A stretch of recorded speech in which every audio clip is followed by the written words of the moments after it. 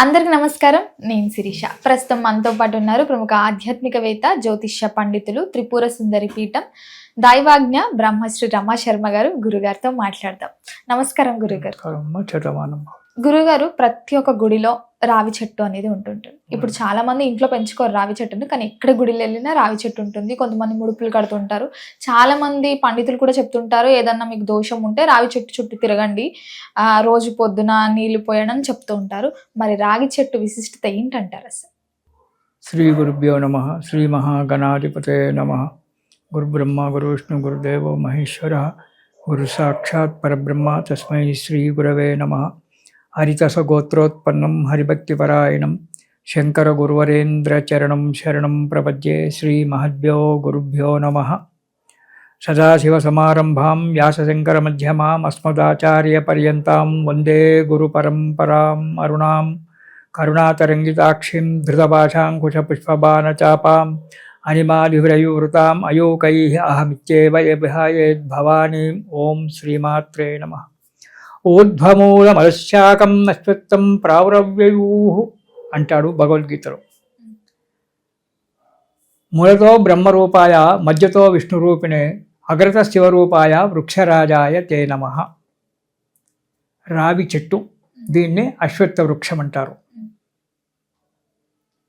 పూర్వకాలంలో అసలు ఇది ఎందుకు పూజ చేయాలి అనే ఒక విషయాన్ని మనం కొత్తాం. పూర్వకాలంలో వృతాసురుడు అనేటువంటి రాక్షసుడు ఉండేవాడు. ఆ రాక్షసుడు చాలా తపస్సు చేసి ఎన్నో వరాలు కోరుకున్నాడు. ఇంద్రుడు భయపడి సగం సింహాసనం కూడా అతనికి ఇచ్చాడు.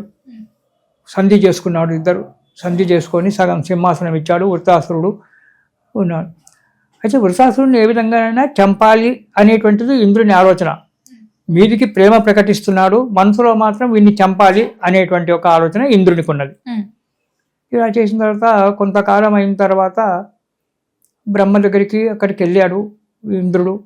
దేవతలను అందరిని పెట్టుకొని చేసుకొని వెళ్తే బ్రహ్మదేవుడి దగ్గరికి వెళ్ళినప్పుడు శివుడు అక్కడి నుంచి, నా నుంచి కాదు దీనికి ఉపాయం, వాడు మంచి మంచి వరాలు కోరాడు, నేను మంచి మంచి వరాలు ఇచ్చాను, నేను శివుని దగ్గరికి వెళ్దామన్నాడు.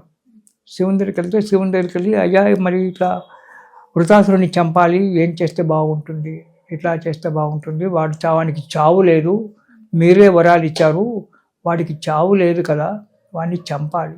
వాడేమో ఏం వరాలు కోరుకున్నాడు వృతాసురుడు? కత్తితో చావను, కట్టెతో చావను, ఏ ఆయుధంతో చావు రావద్దు నాకు, ఉదయం పగలు చావను, రాత్రి చావను. మరి ఎప్పుడు చావాలి? అవును, పగలు చావడు, రాత్రి చావడు, ఏ ఆయుధంతో చావద్దు. మరి ఎప్పుడు ఎట్లా చావాలి? మనకి మీరేమో వరాలు ఇచ్చి కూర్చున్నారు, మరి వాడు ఎలా చావాలి అంటే అప్పుడు శివుడు ఆలోచించాడు, వాడి చావడానికి ఒకటే ఉపాయం ఉంది. దదీచి మహాముని అనేటువంటి ఒక వ్యక్తి ఉన్నాడు, ఒక ఋషి, మహా ఋషి ఉన్నాడు. ఆ ఋషి కూడా తపస్సు చేశాడు, నా గురించే తపస్సు చేశాడు. అతనికి వరం ఇచ్చాను. ఏమని వరం కోరుకున్నాడు దదీచి మహాముని? నా బొక్కలు వజ్రం కంటే కూడా గట్టిగా ఉండాలి. నా శరీరంలో ఉండబడే ఒక బొక్కలు ఏవైతే ఉన్నాయో, శల్యం ఏదైతే ఉందో, ఆ శల్యాలన్నీ కూడా వజ్రం కంటే కఠినంగా ఉండాలి. బొక్కతో కొడితే వజ్రం పగిలిపోవాలి. అన్నిటికంటే కఠినమైనటువంటి వజ్రమే. దారి కూడా బొక్కతో కొడితే పగిలిపోవాలి, వజ్రం కూడా. నాకు స్వచ్ఛంద మరణం కావాలి దదీచి మహాముని కోరుకున్నాడు. నేను ఎప్పుడు కోరుకుంటే అప్పుడు నాకు చావు రావాలి. నా శరీరంలో ఉండే బొక్కలన్నీ కూడా వజ్రం కంటే కఠినంగా ఉండాలి రాస్తున్నారు. మంచి కోరికనే కదా. అతను మహాముని తపస్సు చేసుకుని బతికేవాడు, ఎవరిని చంపడు, ఎవరిని చేయడు, గర్వం లేదు, అహంకారం లేదు, ఏమీ లేదు. సరే అని చెప్పి దదీచి మహాముని వరం కోరుకున్నాడు. అప్పుడు ఇంద్రుని చెప్పాడు శివుడు, దదీచి మహాముని చాలా దయగలిగినటువంటి ఒక వ్యక్తి. ఆ వ్యక్తి నువ్వు కోరుకుంటే ఆ వ్యక్తి వెన్నుపూసతోటి వజ్రాయుధం చేయించుకో. అది చేయించుకొని దానితోటైతే వీడు చేస్తాడు. ఆ వజ్రాయుధంతో కొరత కూడా చావడు. ఆ దెబ్బ తింటే మళ్ళీ నీ మీదకి వస్తుంది, అది ఉల్టా నిన్ను చంపుతాడు వాడు. వజ్రాయుధానికి నురుగు పూసి, సముద్రంలో వచ్చే ఒక నురుగు పూస్తే అది తడి ఉండదు, పొడి ఉండదు, నురుగు ఇది పచ్చ పచ్చ ఇది మెత్తగా ఉండదు, అటు ఇదిగా ఉండదు. ఆ నురుగు పూసి ఆ నురుగుతో వాడిని చంపాలి. ఎప్పుడు చంపాలి? పగలు చావడా, రాత్రి చావడా? పగలు రాత్రి కానటువంటి ఒక సంధ్యా సమయంలో చంపాలి వాడిని. అది ఆలోచన చేసుకున్నాడు. సరే అని చెప్పి ఋషులంతా కూడా, ఇంద్రుడు ఋషులను వెంబెట్టుకొని, మన దేవతలను వెంబెట్టుకొని దధీచి మహాముని దగ్గరికి వెళ్ళాడు. నమస్కారం చేశారు, కూర్చున్నారు. కుశల ప్రశ్నలు అయిపోయినాయి. ఏం కావాలి స్వామి? నాకు మీ బొక్కలు కావాలి. వెన్నుపూస. నీ బొక్కలు కావాలి, వెన్నుపూస కావాలి, ఇట్లా పలాని వాడిని చంపడానికి. సరేనైనా ఇచ్చేస్తా, తీసుకున్నాడు. మరి ప్రాణం ఉండగా ఎట్లా తీసుకుంటాం? అవును, ఇచ్చేస్తానని చెప్పాడు. స్వచ్ఛంద మరణం కాబట్టి దధీచి మహామునికి అప్పుడే ప్రాణం వదిలిపెట్టేశాడు. పడిపోయినాడు. విశ్వకర్మ అంటే దేవశిల్పి విశ్వకర్మ వచ్చి అతని బొక్కలు తీసుకొని వెన్నుపూసతో వజ్రాయుధాన్ని ఇంద్రుడికి వజ్రాయుధం చేసి ఇచ్చాడు. తక్కిన బొక్కలన్నింటినీ తీసుకొని తలా ఒకటి ఆ దేవతలందరికీ కూడా ఆయుధాలు తయారు చేసి ఇచ్చేశాడు. ఇంద్రుడికి వజ్రాయుధం వచ్చింది, అది తీసుకున్నాడు. మరి వృత్తాసురుడు ఉన్నాడు కదా, ముఖ్యంగా వాణ్ణి చంపాలి కదా. వృత్తాసురుడిని చంపడానికి అతనితో స్నేహితం చేసి మనం సముద్రం ఒడ్డుకు పోదాంపా అని చెప్పి ఆ వృత్తాసురుడిని తోడుకొని సముద్రం ఒడ్డుకు వైపు ఉంటే సాయంకాలం అయింది.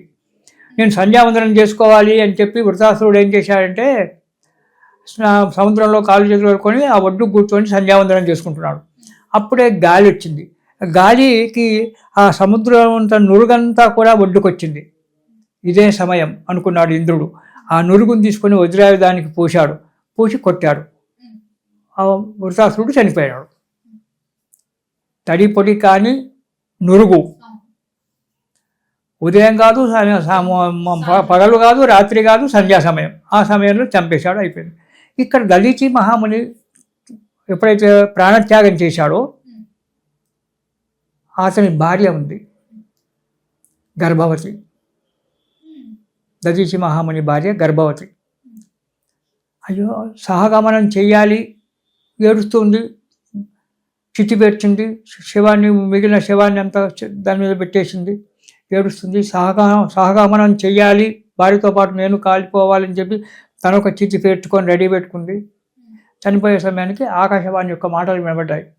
అమ్మ, నువ్వు చావడానికి వీల్లేదు, నీ గర్భంలో ఉన్నటువంటి వాడు ప్రపంచానికి మేలు చేసేటువంటి ఒక వ్యక్తి శిశువు నీ గర్భంలో ఉంది, నువ్వు చావడానికి వీల్లేదు అని చెప్పింది.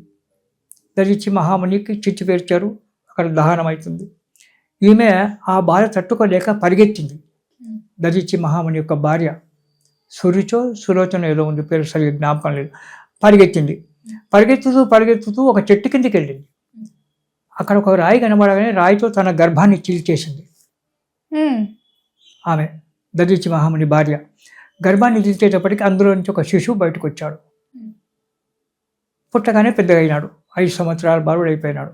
పుట్టగానే అప్పుడంతా సజ్జం కదా, పెద్దగా అయినాడు. అమ్మ, నన్ను ఎందుకు పుట్టించావు? ఇంత ఘోరంగా నన్ను ఎందుకు పుట్టించావు? సహజమైనటువంటి ఒక ప్రసూతి కాకుండా గర్భాన్ని చీల్చి నన్ను బయటికి తీసుకొచ్చావు తల్లి, ఎందుకు నన్ను తీసుకొచ్చావు? అమ్మ, ఇలా జరిగింది, మీ నాన్నగారు ప్రాణత్యాగం చేశారు, నేను బతకలేను, నేను చేస్తాను. గర్భంలో నిన్ను పెట్టుకొని నిన్ను చంపి నేను భ్రూణహత్యను కట్టుకోను, కాబట్టి శిశువును నేను బయటికి తీశాను. నన్ను ఏం చేయమంటావు అన్నాడు ఆ అబ్బాయి. నా పేరేంటి అసలు, నన్ను ఏం చేయమంటావు అన్నాడు. పిప్పల వృక్షం కింద నీవు జన్మించావుగా, బయటకు వచ్చావు, గర్భంలో నుంచి బయటకు వచ్చావు కాబట్టి నీ పేరు పిప్పలాదుడు అని పేరు పెట్టింది. పిప్పలాదుడు అంటే సంస్కృతంలో రావి చెట్టును పిప్పల వృక్షము అంటారు. అంటే సంస్కృత పేరు పిప్పల వృక్షము.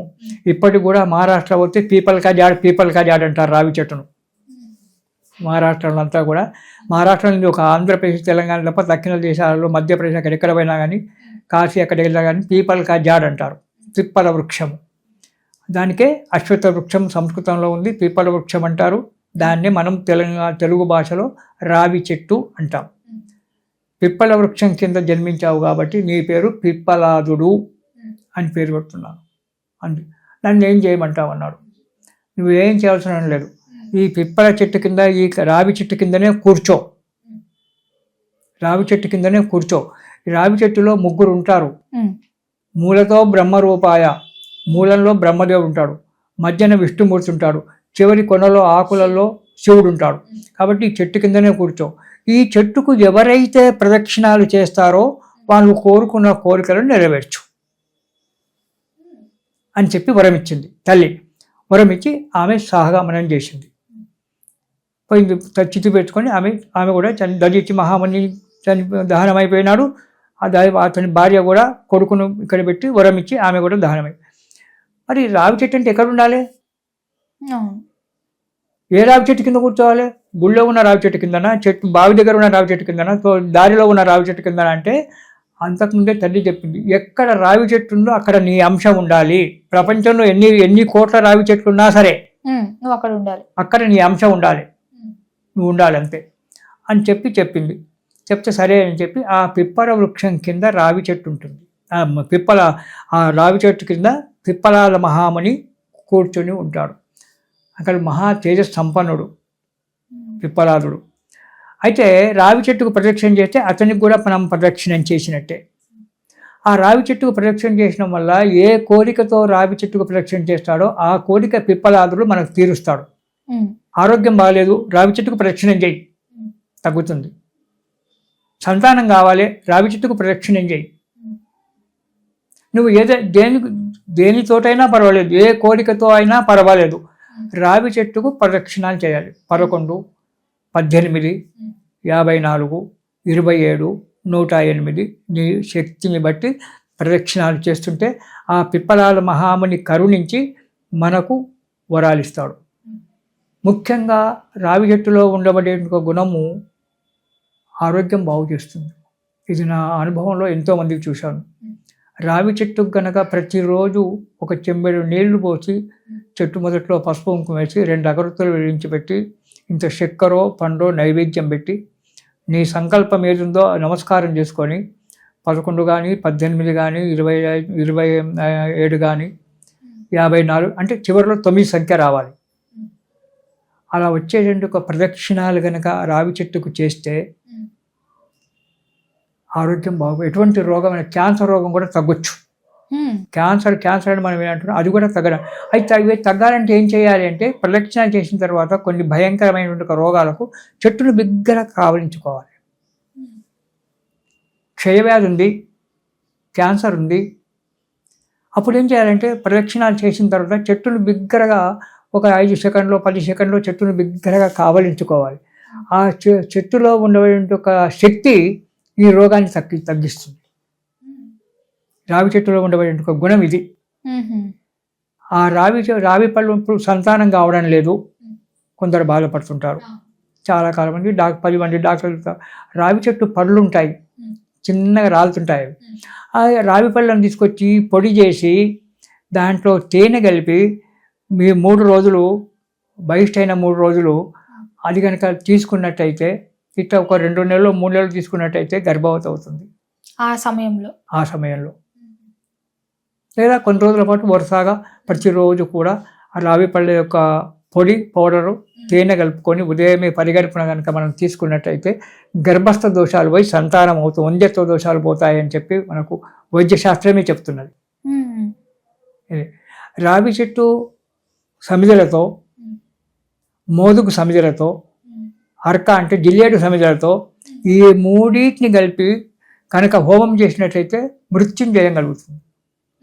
ఎటువంటి రోగమైనా తగ్గిపోయి హోమం చేసినట్లయితే ఎటువంటి రోగమైనా తగ్గిపోయి ఆరోగ్యంగా ఉండి మృత్యుని జయించు.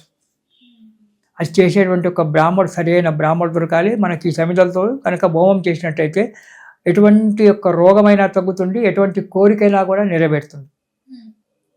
రావి చెట్టులో ఉండబడిన గుణాలు చెప్తున్నాను. కాబట్టి ఈ రావి చెట్టు మనకి ఇంత ప్రాశస్త్యాన్ని పొందినటువంటిది. అది ఎక్కడున్నా మంచిదే. ఇంకోటి, రావి చెట్టు మనము ఆ రావి పళ్ళు తీసుకొచ్చి భూమిలో పెడితే చెట్టు పెరగదు, మొలవదు. అది 2 రాళ్ళ సందులో గుడి గోపురాల మీదనో ఎక్కడో రావు సందులోనో ఆ పునాది రాళ్ళ లోపటనో ఎక్కడో ముడుస్తుంది. పక్షి రెట్ట వేస్తే ఆ రెట్టలో ఉన్న గింజల వల్ల రావి చెట్టు ముడుస్తుంది. సద్యోజాతం. ఇది చూడు, మరి అది సద్యోజాతం. అది మనం పెడితే ములిచేటువంటి ఒక చెట్టు కాదు రావి చెట్టు, అది సద్యోజాతం. అంటే పక్షులు, కాకులు అవి పండు తింటాయి కదా, ఆ పక్షులు రెట్ట వేస్తే ఆ రెట్ట ఉన్న ఒక గింజ ఎక్కడైతే ఏ రాయి సందులోనో ఏ బునా సందు ఎక్కడో వెళ్తే అక్కడ మంచి సిమెంట్ రోడ్ ఉంటుంది, మంచిగా సిమెంట్ చేస్తాడో అక్కడ ఇంత సందు ఉంటుంది, ఆ సందులో నుంచే రావి చెట్టు బయటకు వస్తుంది. గుడి గోపురాల మీద రావి చెట్టు వస్తుంది. కాబట్టి ఆ రావి చెట్టు సహజమైన ఈనాడు పెంచుతున్నారేమో చెప్పలేను. నర్సరీలలో రావి చెట్టును కూడా మొలకలెత్తిస్తున్నారేమో, ఎందుకంటే టెక్నికల్ పెరిగిపోయింది, సైన్స్ పెరిగిపోయింది కాబట్టి. కానీ పూర్వకాలంలో దానికి ఉన్నటువంటిది అది దానికి మనం పెరిగేది కాదు, అది సజ్జోజాతం. దానంతలదే ఏ పక్షి రెట్ట వేస్తూనే పెరిగేటువంటి ఒక వృక్షం అది. అందుకే అది చొండలలో చెట్లలో ఎక్కడ పడితే అక్కడ ఉంటుంది. ఆ రౌతును పట్టుకొనే వేర్లు ఉంటాయి, అందులో నుంచే దాన్ని తీసుకుంటే నీళ్లు పోసి పెంచేది కాదు అది. దాన్ని తీసుకొచ్చి మనం దేవాలయంలో పెట్టి దానికి నీళ్లు పోసి మళ్ళీ దాన్ని పెంచుతున్నాం. అలాంటి రావి చెట్టుకు మనం పూజ చేసుకోవాలి. రావి ఆకులు ఒక గుణం ఇస్తాయి. నడుములో నొప్పులు ఉన్నాయి, నడుములో నొప్పులు తగ్గడం లేదు, ప్రతిరోజు కూడా 7 రావి ఆకులు తెచ్చుకొని నడుము కింద పెట్టుకొని పడుకుంటే కొన్ని రోజులకు నడుము నొప్పి తగ్గిపోతుంది. మంచి ఔషధంలో కూడా మంచి ఔషధమే అది. రావి చెట్టు రకరకాల ఔషధం. మర్రి గింజలతో వంద్యత్వ దోషం పోతుంది, మర్రి సముద్రంతో హోమం చేస్తే మృత్యుంజయం కలుగుతుంది. రావి చెట్టుకు ప్రదక్షిణ, ఏ కోరికతో ప్రదక్షిణం చేస్తే ఆ కోరిక నెరవేరుతుంది. ఆ పిప్పలాలు ఇవన్నీ కూడా పిప్పలాల మహాముని ఆ చెట్టు కింద ఉండడం వల్ల ఇవన్నీ కూడా మనకు జరుగుతూ ఉన్నాయి. ఇలాంటివి ఆ పిప్పల వృక్షం రావి చెట్టుకు ప్రతిరోజు కూడా మనం చేసినట్లయితే ఈ త్రిమూర్తులు మనకు అనుగ్రహించి పిప్పల మహర్షి ద్వారా త్రిమూర్తులు మనకు ఇచ్చేస్తారు.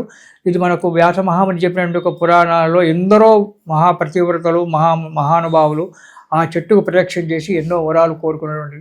కాబట్టి ఇలాంటి రావి చెట్టుకు ప్రతిరోజు చేయడం చాలా ఉత్తమమైన విషయము. ఈ పిప్పలాల మహామునికి నమస్కారం చేసుకుంటూ, గురుగారు మొత్తం మీద రాగి చెట్టు యొక్క విశిష్టత తెలియజేసినందుకు ధన్యవాదాలు. సంతోషం తల్లి.